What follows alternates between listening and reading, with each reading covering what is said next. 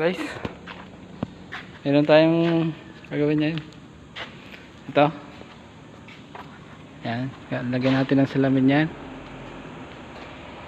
Yan, heavy equipment. Yan, nasa offside kami ngayon. Yan, kabila. Yan,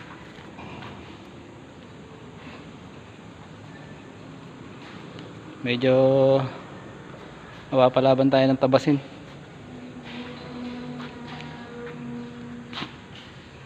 Yan, tingnan nyo na mamaya ang result. Maglalagay na sila ng goma. Sisimulan na tayong maglagay ng salamin. Yan, unti-unti na mabubuo ang loader.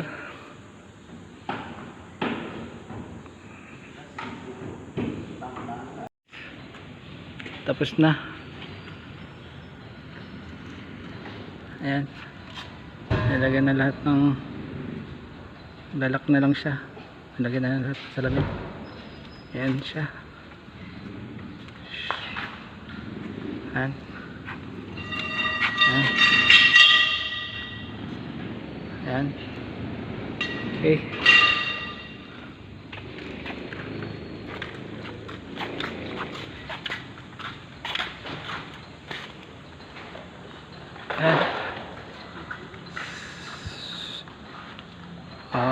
Ayan, finish.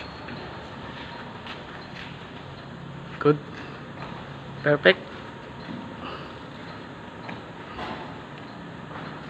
Thank you. Bye bye. See you next vlog.